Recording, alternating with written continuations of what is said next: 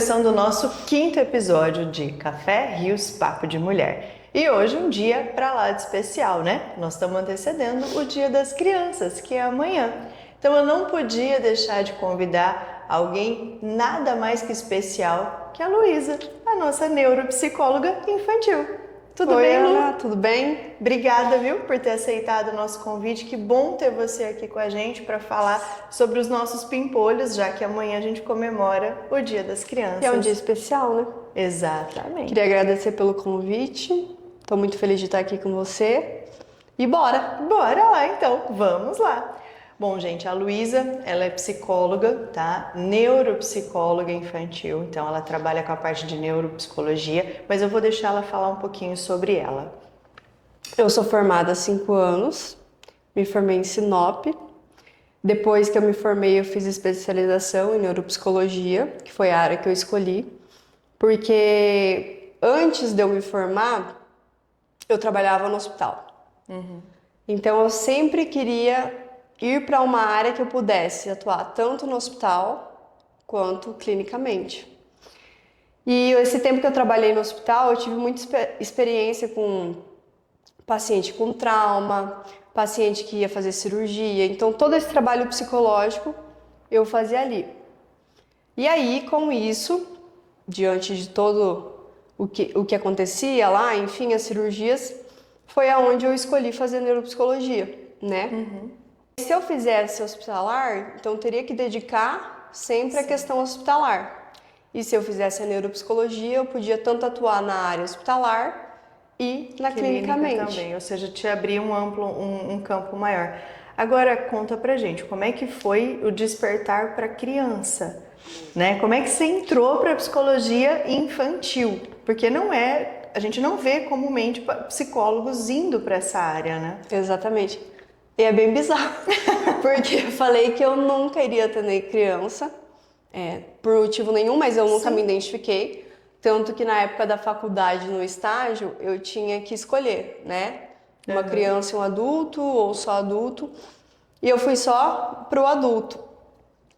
Só que nessa época do estágio, eu atendi os adultos, mas assim, nunca me identifiquei, mas eu também não tinha aquela coisa assim... Não tinha aquela paixão ainda despertada. Exato, isso. de criança. Porque como eu trabalhava no hospital, então eu queria muito, assim, o que chegava no hospital. Sim. Então era muito trauma, aí você tinha que acolher o familiar, aí depois você ia, conversava com o paciente, acolhia ele. Então eu foquei muito nisso. Entendi. Então para mim, no estágio da faculdade, eu atendi o adulto, mas também não era muito válido, sabe? Sim. E aí depois que eu me formei em 2019, em julho. E aí, eu não vou lembrar agora, mas eu me formei em setembro, eu comecei a atender em Itapurá. Então foi bem rápido a formação, já vindo para a parte clínica, prática mesmo, né? Exatamente. Eu ainda não tinha me formado na especialização de neuro, estava só na questão dos atendimentos clinicamente, mas sem a especialidade. Então, eu estava atendendo criança, adolescente e adulto. A gente sempre começa assim, né? A gente abre o leque para tudo, Exatamente. até a gente ir funilando aquilo que faz sentido para nós. Experiência, né? Exatamente. E todos os pacientes que eu atendi hoje, tanto adolescente como adulto, para mim foi muito válido. Porque eu sempre falo que a gente tem que... As pessoas sempre comentam assim, ai, mas o fulano isso, mas o fulano aquilo. Nós, psicólogos, né, que é algo que a gente sempre comenta, a gente pode conhecer o paciente de verdade. Exatamente. E os Isso é um pacientes privilégio. sempre têm alguma coisa para ensinar. Não tem como. Mas sempre eles ensinam alguma coisa. E aí eu lembro que eu comecei a atender. E aí um dia eu cheguei para atender aqui. E aí a secretária falou: então, eu agendei uma criança. Aí eu olhei assim para ela e falei assim: não. Oi, né? Eu falei: eu não vou atender. Eu falei, em hipótese alguma, eu falei, não sei atender criança, não quero, não é algo que eu me identifico. Eu falei, você devia ter me perguntado antes, né? Porque eu fiquei assustada. É sempre assim, né? Quando a gente fala que vai atender criança, assusta, porque a gente não fica sem saber o que fazer com aquele serzinho, né? Exatamente. E aí, ela falou assim, não, você consegue, até me deu, sabe, uma forcinha, vai que é tua. Aí Aí eu falei assim, bom, não tinha mais muito o que fazer, porque já tava meio em cima. Sim. Eu falei, então vamos, né? Aí eu nunca vou me esquecer, a criança entrou assim, e aí eu fui conversar com ela para saber se ela sabia sobre as emoções, porque na verdade eu não tinha algo para seguir. Eu sempre falo, não tem um roteiro, não tem uma receita. Aí eu fui comentar sobre as emoções e a criança me deu um baile.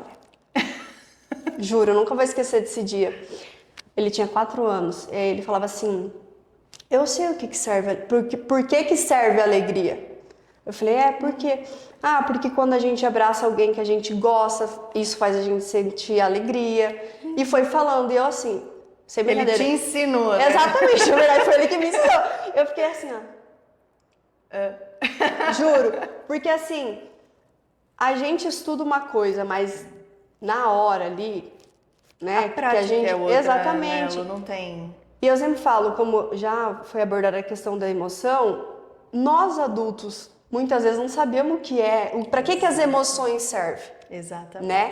E assim, impacta muito na nossa vida, porque se a gente desse mais atenção, muita coisa a gente evitaria.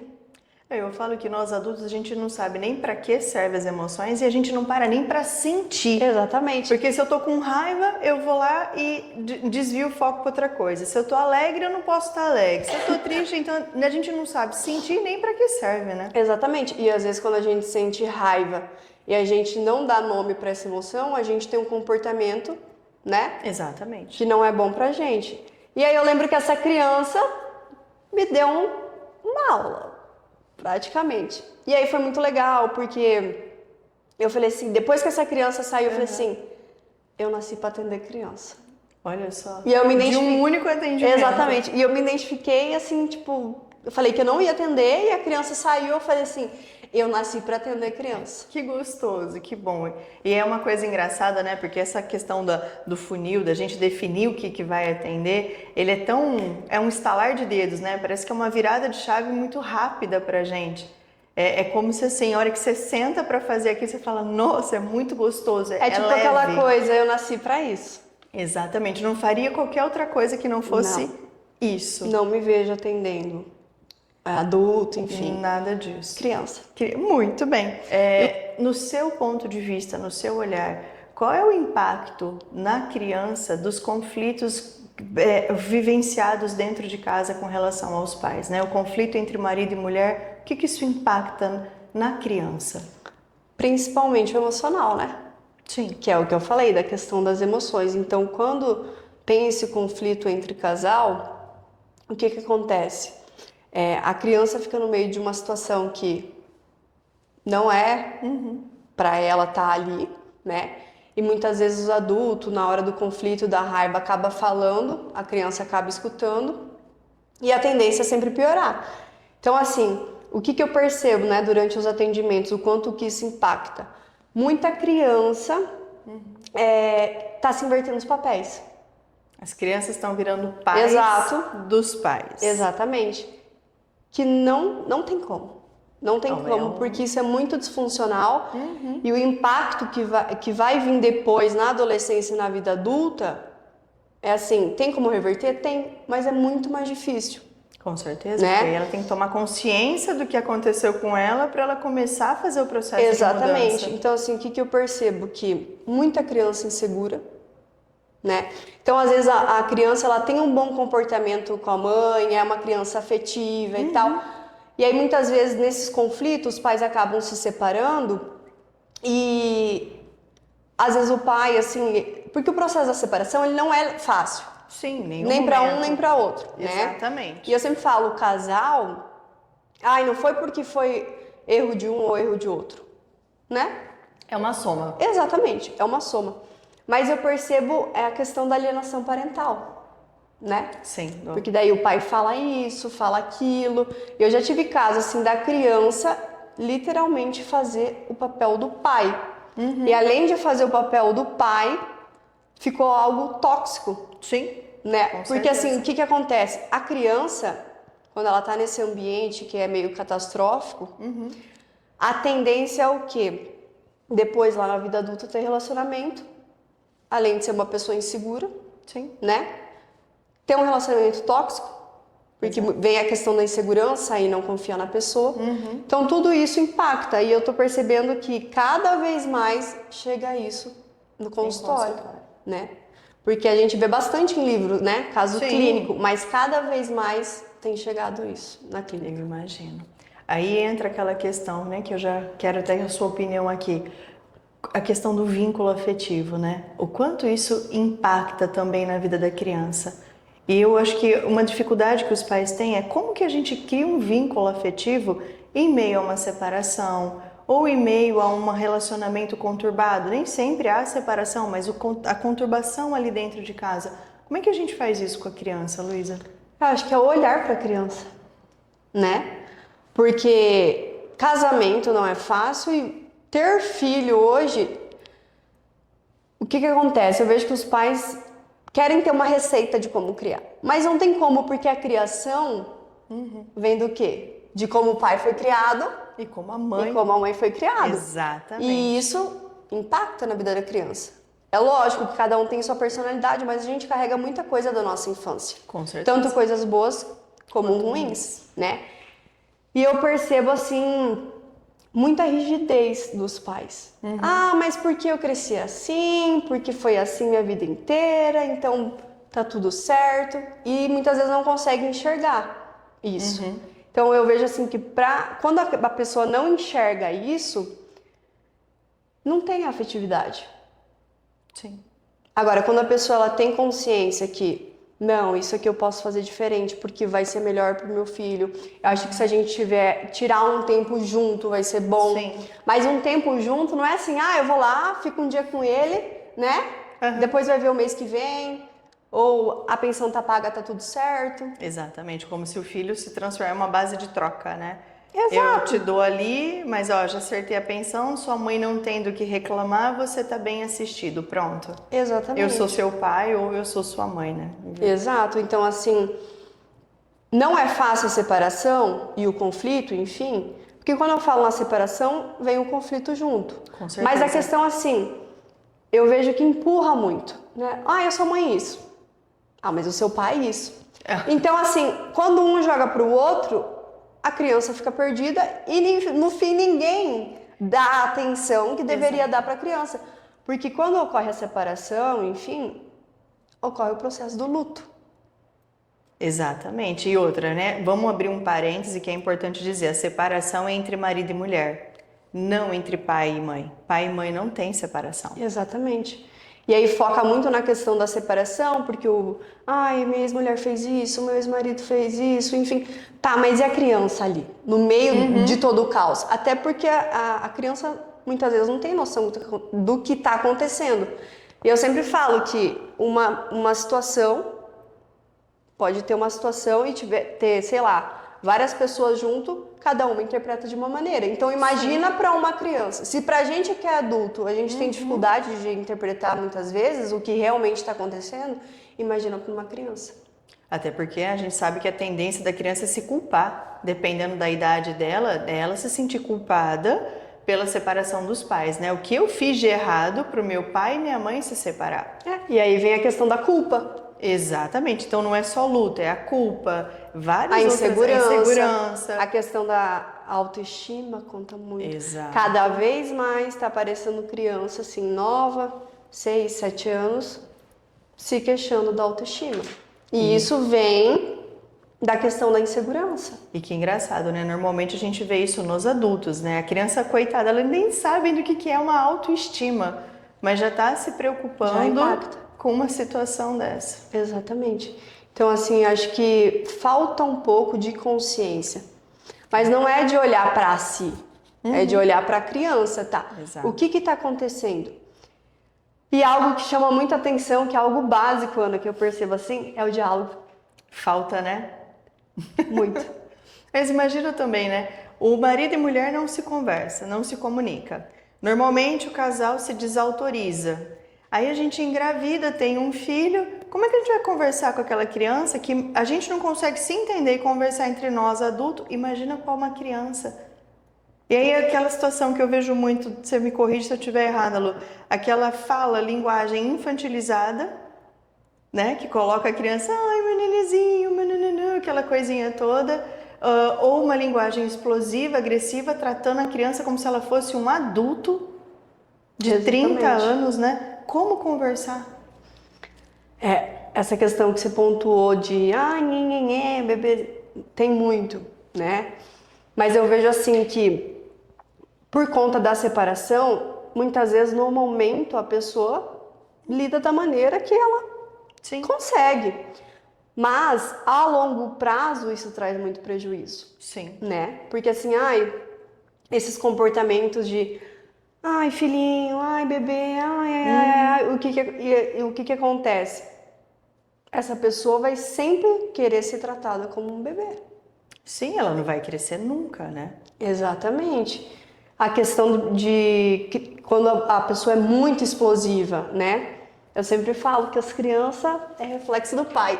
Inclusive, se os pais dos meus pacientes estiverem assistindo, é algo que eu sempre repito. Não tem como. É matemática. Sim. Né? Então, assim, as crianças são modelo dos pais. Então, se automaticamente você vem com agressão verbal, principalmente, ela vai repetir isso. Sim. Com um colega, na escola, professor. Então, assim, existe uma maneira correta para falar, que é o diálogo, mas igual a gente está conversando. Sim. Entendeu? E não precisa ficar infantilizando a linguagem. Exato. Não precisa usar palavras difíceis, mas vamos usar uma linguagem normal, natural, né? Porque quando você dá a liberdade de falar assim, a criança vai falar. Então, se você fala alto, você está dando liberdade para ela falar mais alto que você. Exatamente. Então, eu sempre falo que com o diálogo se resolve muita coisa. Sim. E tem várias maneiras, né? O diálogo pode ser lúdico, uma brincadeira, né? Até a escrita. Sim. O desenho. Com o desenho a gente consegue identificar muito o que as crianças estão sentindo. Escrever cartinha, né? Então, assim, sempre existe uma maneira de falar. Quando a criança vai entrando ali para a fase da adolescência, diálogo. Exato. Porque não tem muito para onde correr. Então, assim, a maneira como você conversa, o pai e a mãe conversa, vai impactar depois. Com toda então, assim, certeza. se a criança tem diálogo em casa, a criança vai saber conversar fora de casa. Ela vai saber se expressar, né? Às vezes a criança tá nervosa e ela começa a falar alto, espera ela se acalmar.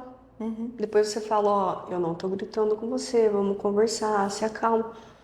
Porque aí você mostra que ela não precisa se alterar. O problema é quando os pais se alteram o tempo todo, né? Exato. Principalmente aí quando a gente volta para o casal, falando um com o outro, né? Aquele grito, aquelas explosões desnecessárias, né? Eu até entendo que muitas vezes a gente tem dificuldade, é natural ter problema no casamento, isso faz parte, mas a questão do como você se posiciona, porque como a gente brinca, né? Que nem você mesmo já disse, a criança ela é o espelho dos pais. A questão assim do gritar, de ser explosivo, igual eu ensino para as crianças. Sentiu raiva? Sai do ambiente que está fazendo você sentir essa emoção ruim. A partir do momento que você se acalmar, você volta e resolve. E mesma coisa para adulto. Sim. Porque assim, não tem como, não é só o casamento, não é só a separação, tem o trabalho, né? Sim, nós temos vida, né? Exatamente, isso impacta muito. Uma coisa que eu sempre ensino para as crianças é o semáforo. Interessante. E isso eu uso também. Então me conta, como é que esse E dá semáforo... para você usar também. Eu sempre peço para a criança imaginar um semáforo. E aí você pergunta, para que serve a cor vermelha? É para parar. A cor amarela, atenção. E a verde, seguir em frente. Né? Então eu sempre explico para a criança que quando ela tiver uma emoção ruim, ou a raiva, ou a tristeza, sempre pensa no semáforo. Então, o que é a primeira cor? Pare. Ela vai parar. Está acontecendo aquela situação, ela vai parar. Aí acende a luz amarela, que é a atenção. Então, que ela vai prestar atenção no que está acontecendo e vai respirar. Lentamente, porque aí ela começa a se acalmar. E depois, a luz verde, ela segue em frente. Ou ela vai e resolve depois que se acalmou, ou tchau, muito obrigado. Adorei a dica. Então, gente, já aproveita, pega essa dica para vocês. Inclusive, eu uso isso. A gente que é da área da psicologia, às vezes os pais têm uma visão de que a gente É uma vida perfeita, né? Que a gente não se estressa, que a gente não explode, que a gente não tem sentimento, que a gente essa delicadeza toda. Não somos, tá? Exato, eu falo por mim mesmo. Então tem muita situação que eu não consigo lidar, principalmente quando me ativa a questão da raiva, eu uso muito semáforo. Então, toda vez que você reforça isso para a criança, você reforça isso em você, vem automático. E aí na hora da situação, você consegue lidar. Exatamente, interessante isso. Eu gosto muito do leve ou pesado. Quando eu tô numa situação intensa, o que eu sinto que o meu corpo sente o peso, eu paro. E aí eu me questiono se eu quero continuar nessa situação ou não. Muitas vezes eu paro, espero, respiro, depois eu sigo em frente. Exatamente. Então cada um, você vê, cada um tem uma estratégia, cada um tem uma forma de lidar, mas o importante eu acho que é a gente sentir. Eu acho que é interessante a gente posicionar muito isso, a questão do sentir as emoções. Emoções não são feitas para ser engolidas, né? Colocadas para dentro, embotadas. Elas são feitas para ser sentidas, senão não tem sentido. Exato. Né? E não tem. Nós somos feitos de emoções. O tempo todo. Entendeu? Então, às vezes, se a gente parar para pensar, se a gente fosse um robô, talvez, né? Seria mais fácil. Mas a gente não nasceu para ser máquina. Né? A gente nasceu para a gente justamente sentir emoções, e todas as emoções, por mais que sejam ruins, são importantes. Então, e eu falo, eu já vou até além, Lu, eu não nem chamaria as emoções de ruins, porque eu acho que todas elas têm tanta importância, significado. Quantas vezes na raiva a gente se impulsiona a fazer algo bom para nós? Exato, mas eu falo questão ruins porque as pessoas já vêm pronto para isso. É a conotação do... Como se a raiva fosse, meu Deus. É a conotação, né? A raiva é proibido. Exato. A tristeza, então. O medo. Então, assim, se a gente for olhar, as pessoas sempre falam, a gente só tem a alegria e o amor. Agora, a raiva, medo... O nojo, a ansiedade, a vergonha, tristeza. a tristeza. Então, assim, e todas elas são importantes. E nem todas são ruins. Sim. Na verdade, nenhuma é ruim. Até porque elas se complementam, né? Exatamente. A vergonha, né? Muita criança tem vergonha, às vezes até os pais têm vergonha. Mas a vergonha é importante. Sim. Né? Porque muitas vezes a gente fala além, e isso serve pra gente parar, analisar, ver se aquilo que a gente está falando é necessário. Aí se a gente associa a vergonha ao medo, por exemplo, a gente pode impedir, se o nosso filho tiver um sentimento desse, que ele vá com alguém estranho. Não seja tão dado, porque a vergonha daquela pessoa que eu não conheço e o medo do que vem com isso paralisa um pouquinho. Exato. E cuidar pro medo e a vergonha não ser demais, porque aí a criança deixa de fazer amizade, deixa de fazer coisas novas por conta disso. Então, nada demais, né? Nada um equilíbrio. Exatamente. Vai nesse equilíbrio, vai nesse todo. Agora, Lu, na sua opinião, pais superprotetores, a gente tem de monte, principalmente agora, né? Eu falo que é uma coisa que vem surgindo aí nesse excesso de superproteção. Como é que a gente olha para uma criança e através de que tipo de comportamento, por exemplo, a gente identifica que, olha, tá demais, pai e mãe, tá na hora de parar? Quando é que você fala assim para o pai e mãe, para de proteger? A questão da superproteção, eu sempre falo, é a superproteção mesmo? Ou é aquela questão, toma a tela e fica aí, que você está protegido de certa forma? Porque tem muito disso. Sim, mas é uma desproteção, né? Porque a gente não tem controle do conteúdo, exato, né? mas muitos pais acham que é uma proteção. Preferem, né? Exato. Então, assim, aí tem muito pai... eu não deixo meu filho ir ali brincar com o vizinho porque pode acontecer alguma coisa. Eu não deixo meu filho ver a televisão porque vai acontecer isso. Eu não deixo sair meu filho de casa porque... sempre eles pontuam sempre uma tragédia, né, que vai acontecer. E infelizmente a gente não tem como prever, a gente não tem controle. Mas quanto mais você superprotege o filho... menos habilidades ele desenvolve, Exato. E assim, a tendência é sempre ficar ali com você, né? Então assim, uma criança, adolescência, fazer coisa de adolescente que tem que fazer e adulto, quando chega a questão da faculdade. Hoje tem muito adolescente que fala que não quer fazer faculdade porque quer ficar em casa, né? Na casa dos pais, porque mamãe faz café, leva na cama. Tem adolescente que não sabe dobrar uma roupa, porque Sim, a não mãe arruma uma faz. cama, né? Exatamente, que são coisas simples. Não serve o prato. Não põe comida, uma coisa básica. Exatamente. Então isso impacta totalmente. Desculpa. Impacta. Foi mal. Parei de tomar água. Impacta totalmente no desenvolvimento. Então, assim, a criança que está ali no desenvolvimento, se ela não tem estímulo, não tem muito o que fazer. Vai ficar estagnada, parada. Sim. Agora, quando a criança tem estímulo, olha, vamos aprender isso vai ser bom para você. Uma coisa que acontece muito, que eu sempre pergunto na anamnese, que é na primeira entrevista com os pais, é: com que idade aprendeu a amarrar o calçado, o tênis? E é muito, muito, muito, muito o número de... é falta de estímulo. Não, porque hoje é prático. Primeiro tem o tênis do stick e puxa, o tênis do velcro, o tênis do não sei o quê. Eu até... Essa é até engraçado. O Olavo, meu filho mais velho, ele não amarrava tênis. Ele tinha 7 para 8 anos, mas não tinha Cristo. E um dia o João foi lá, tirou todo o cadarço do tênis, dos dois pés, pôs em cima da mesa e falou: agora você só sai daqui quando você souber fazer. Pensa no menino, gente, que eu não sei, eu não consigo, e vai dali, vem de cá, e vai dali, desmonta. Saiu. Ah, uma coisa muito importante que você pontuou é quando você ensina algo novo para a criança, e aí a criança, a primeira coisa que ela fala quando não consegue é: eu não sei. E os pais não insistem. Sim. Porque é muito mais fácil você ir lá e fazer. Né? Ai, pai, já resolvi, tá tudo certo. É prático. Você não perde tempo, você não se estressa. É prático. Exatamente. Então, o que eu vejo dessa super proteção?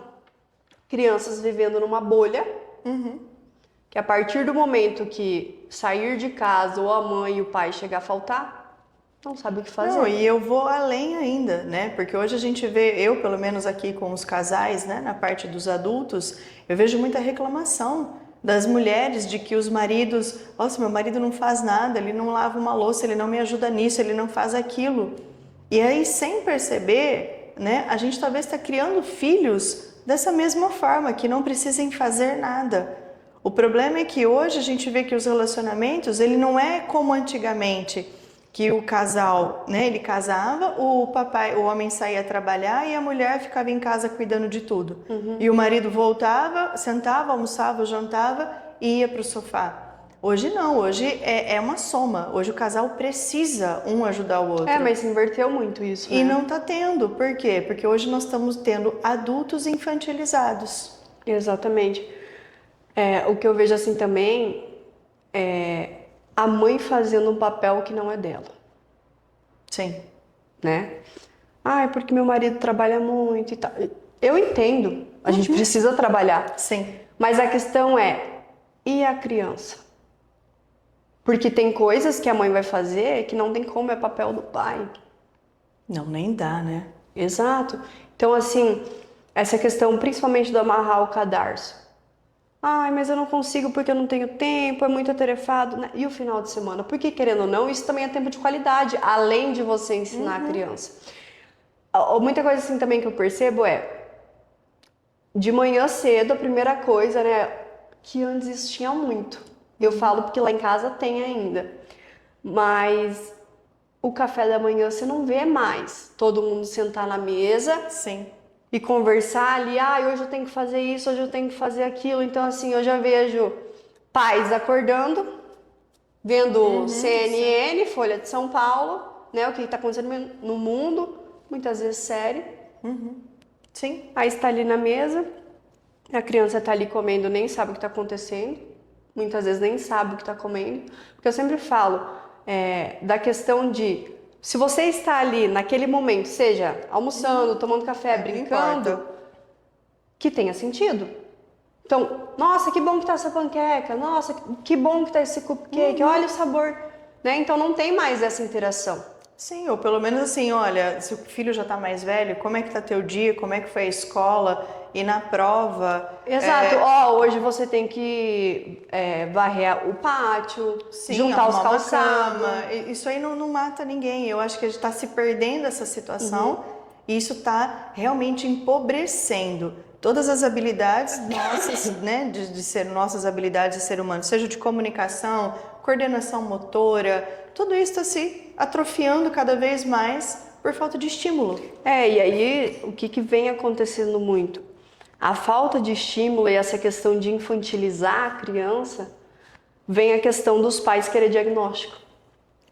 Agora tudo tem que ter um probleminha. Eu vim aqui porque meu filho é assim, assim, assado, eu acho que ele é autista, eu acho que ele tem TDAH, eu acho que, ele tem alguma deficiência. Então, assim, até que ponto ele realmente tem um transtorno e até que ponto realmente é falta de estímulo. E falta de estímulo adoece, né?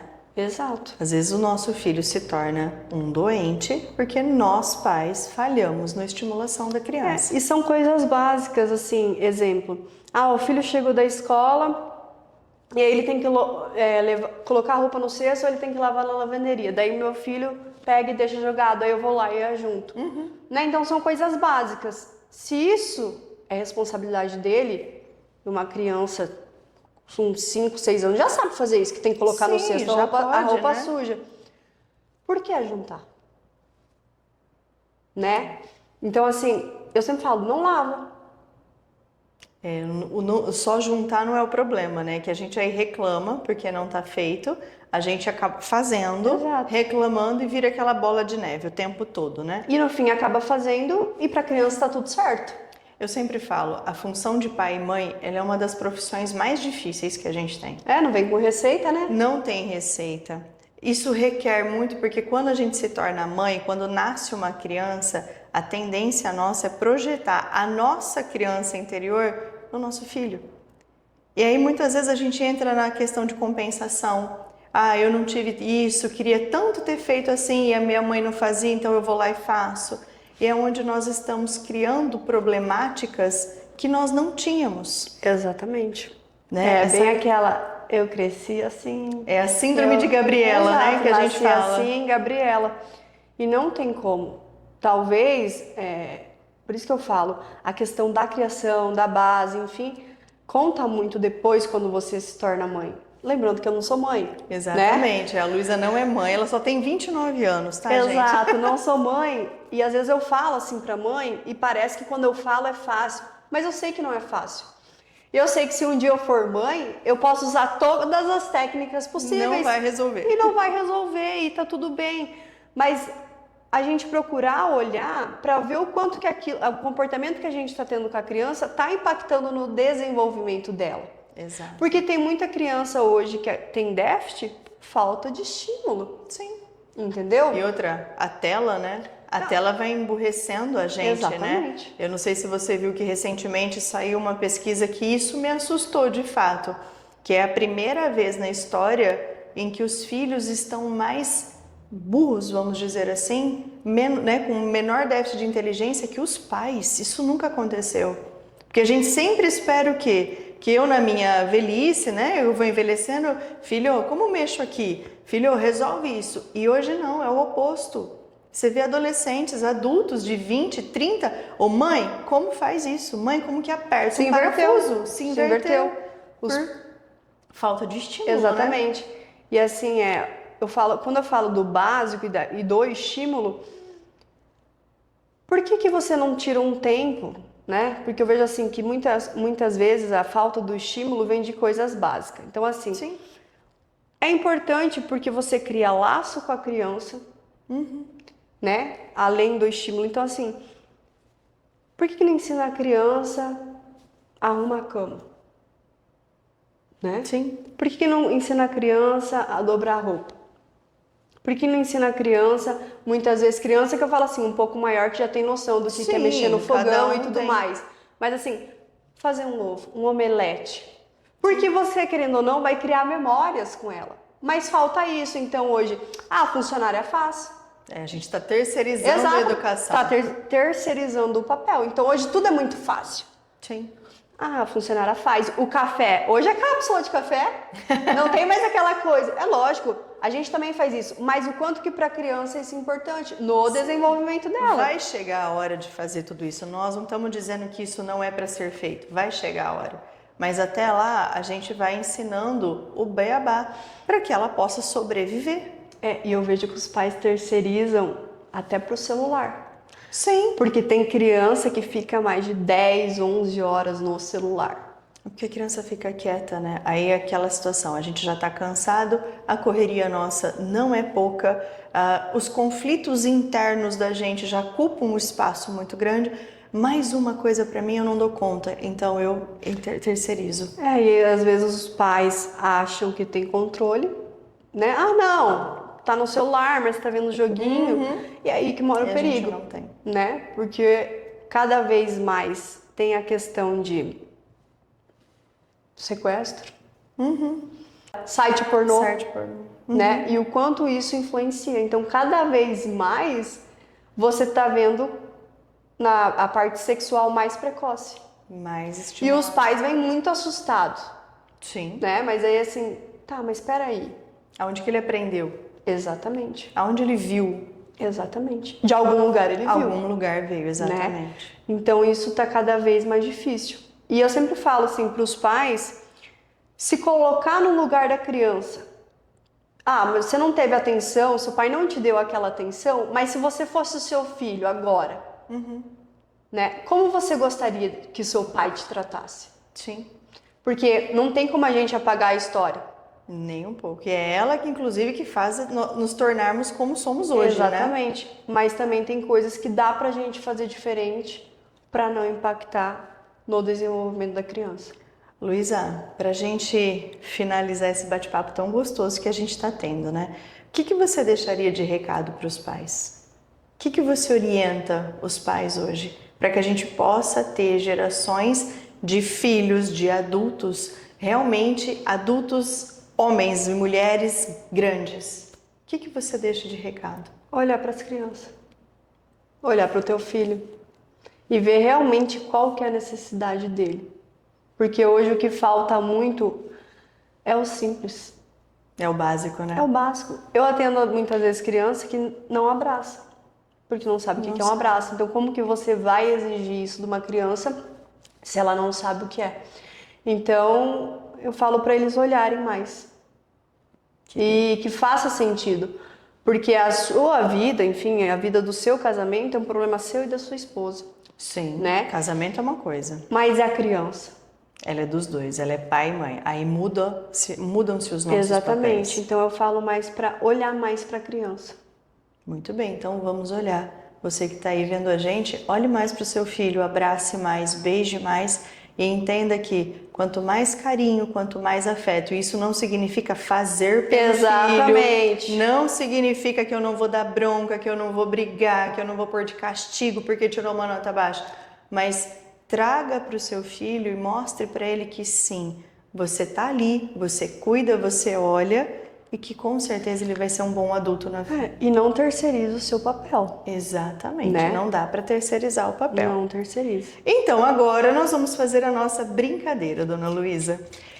Eu vou pedir para você tirar um papel e aqui tem uma palavra escrita. E eu quero que você se defina com essa palavra, o que ela representa para você. Vamos ver se dá igual das outras vezes, sempre dá certo de cair ligado ao tema nosso, né? Tô nervosa. Mente. Ué? O que a palavra mente representa para você? Cuidado. Não? Sim. Eu acho que o cuidado, porque a gente tem que saber absorver aquilo que a gente está lendo, enfim, o que está acontecendo. Porque sem essa aqui... Não funciona nada aqui de baixo. Não tem muito o que fazer, né? Porque Exato. você pode estar bem fisiologicamente, mas se você não cuidar da sua mente, que é não fazer uma boa terapia, né? Sim. Mas não ficar só na terapia, que você tá aqui, que é muito gostoso, você conversa, a pessoa te... Mas pôr a terapia em prática, Exatamente. né? Então eu sempre falo que a terapia não é aqui, ela é fora daqui. Exatamente. Né? E a terapia nada mais do que é cuidar da mente, das nossas emoções e como que isso impacta na nossa vida, né? Então eu acho que é isso, cuidado. Muito bem. Lu, obrigada. Obrigada Que a delícia você. de bate-papo, Foi um que prazer. gostoso. Pra quem não sabe, gente, a Luísa é minha sócia. A gente trabalha Verdade. juntas aqui em Itapurá, na clínica. E assim, a gente divide muito as nossas experiências profissionais. De vez em quando a gente grita uma com a outra que, ô, me socorre aqui, vem pra cá. Exatamente. Porque a gente tá sempre junto. Por isso que eu resolvi trazer a Lu para mostrar pra vocês que não é só nós adultos, as crianças também precisam ser cuidadas. Obrigada, Obrigada viu? a você, viu?